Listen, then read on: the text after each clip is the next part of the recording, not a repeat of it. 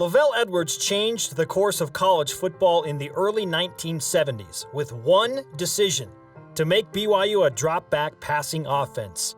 He dared to go against the national trends, even with one of the best running backs in the country. I just decided that at BYU, we had to do something differently. We're not going to get and recruit the type of people that could line up and run over and whatever, but we had a kid that first year named Pete Van Valkenburg that led the nation in rushing, and because we didn't have a quarterback that could throw. And I made up my mind that, and I've thought a lot about this, how I was still not dissuaded away from throwing the ball by going to this kind of an offense that we were running with Pete. But I went to that throwing the ball, and we had the only losing year that I had in my career, but we stayed with it. In the third year, we came along, lost the first 2 or 3 games, and then won 7 in a row and went to the first bowl game in the history of the school, and that's how it all got started. When most football experts called the pass game downright crazy, LaVell maximized it as a distinct advantage over his foes, thus laying the groundwork for the storied quarterback factory at BYU. We were the only team, basically, that were throwing the drop-back pass that much. And so we really got a good jump on the other teams that didn't know how to defense it to begin with. It's like when they first came out with the wishbone. I mean, that was a nightmare trying to figure out how to defense that. Well, we had kind of the same thing going a little bit with the throwing the ball, and so they came along, and I think Gifford.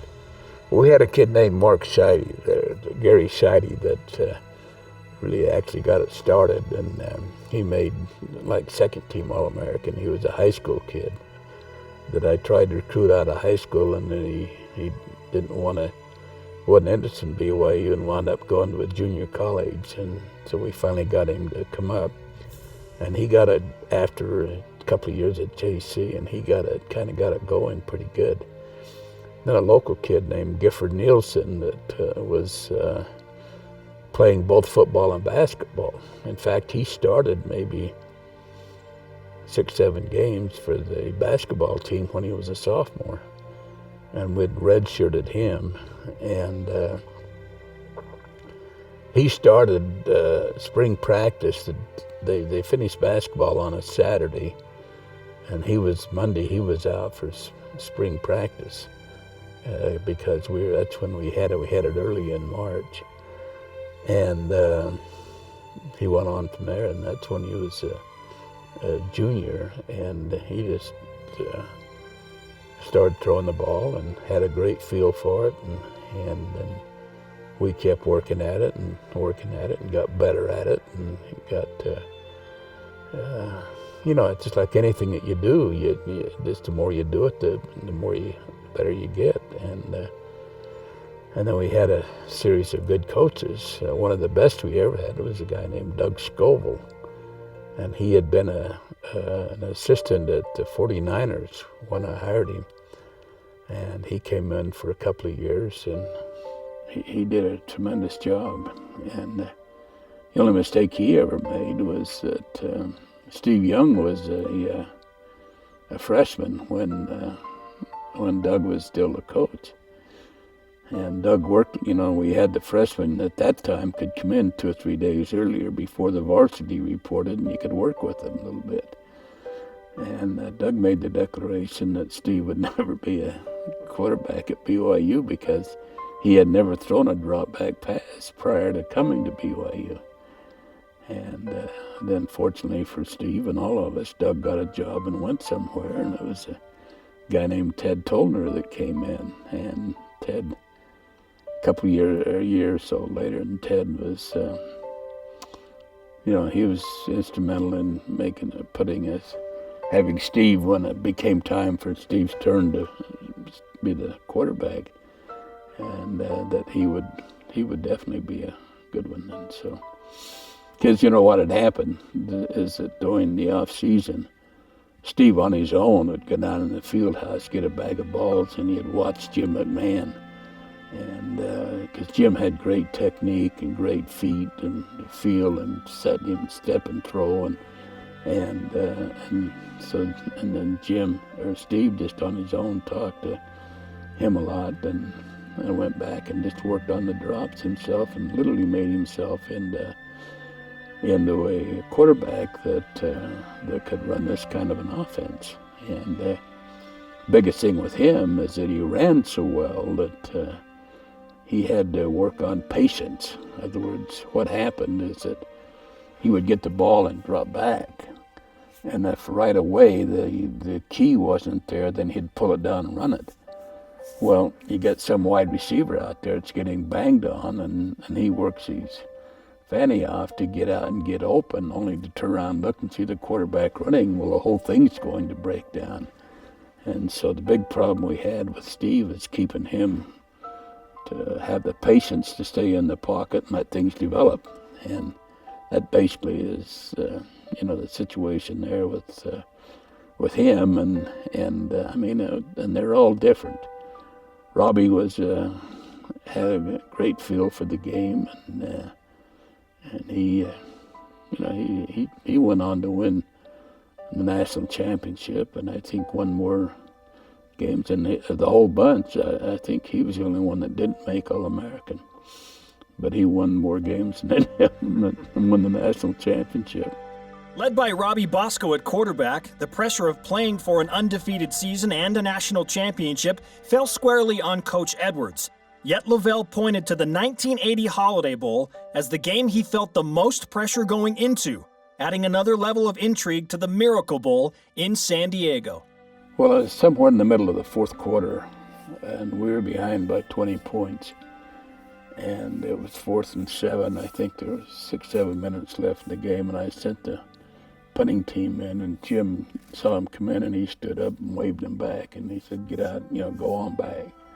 And they turned around and looked at me, and I'd get in there, I worried about the 25-second clock, which at that point in time wouldn't have made a whole lot of difference because we were getting beat anyway. And so, anyway, I called timeout, and Jim came over to the sideline, and he was very, very excited about the fact that, hey, he made this comment. He said, "You coaches have quit." He said, "We haven't quit."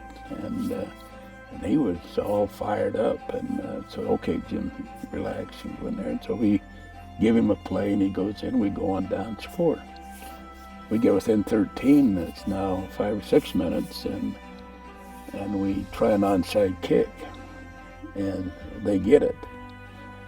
And first play, the guy runs a little quick pitch outside, and then he goes about 50 yards for a touchdown.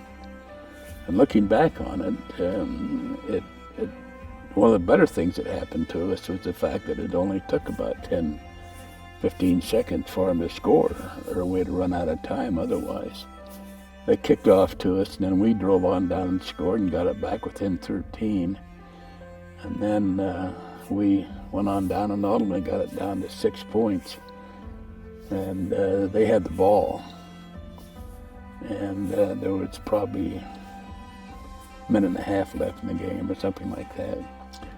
And we called timeout. We'd saved our timeouts.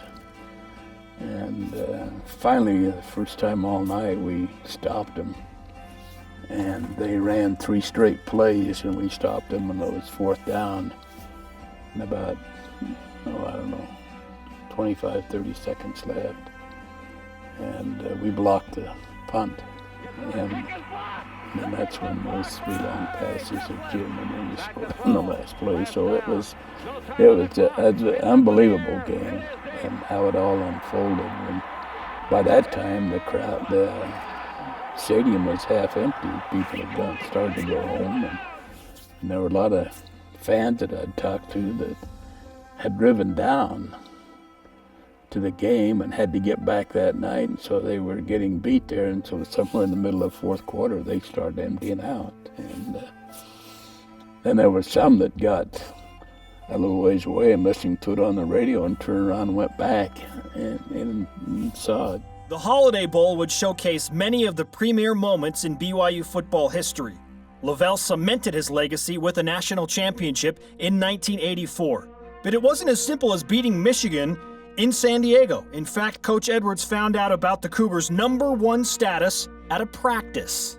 We figured that if we obviously won the game, we were going to have an undefeated season, which we hadn't had before, and that we're going to have the highest ranking we'd ever had.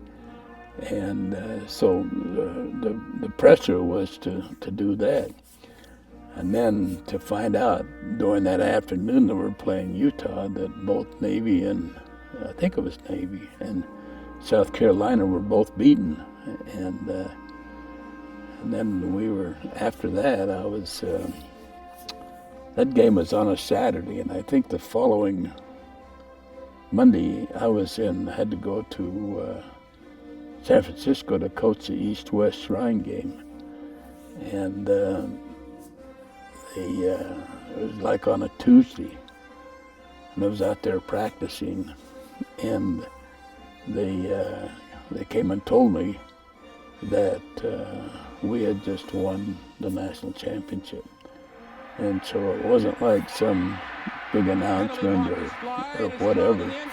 The guy interrupted practice and came out and told me, and I was in San Francisco, and all the BYU people were up here. And so it wasn't until I got back from that game that we had a big party for him and whatever. So it was kind of unique that way. LaVell had a unique arsenal of quarterbacks to work with on his way to building a national power at BYU. But like his children, he can't exactly pick a favorite. We had about 5 or 6 of them right in a row that made All-American. And then we went for a few years and then had Ty Detmer that made All-American and won the Heisman. And in my own mind, people have always asked me how I'd rate him, and even if I could, I never would. And at least publicly, but even in my own mind, I've tried to figure out if I were to start a team, which one would I really want to go with? And I'd think about somebody, one of them, and then all of a sudden, boy, no, so-and-so is also, pretty good. And so it was very difficult to, and even, like I said, and even in my own mind, I don't know who would. Probably just flip a coin and go from there. As much as LaVell Edwards accomplished as a coach, perhaps his greatest impact happened off the field, in the genuine relationships he established with each and every one of his players. You'd see some kid struggling a little bit, and you knew something was bothering him, and I'd call him in and talk to him, and it wouldn't matter whether he was the first guy on the team or the 75th guy on the team. I pretty much did it with all of them.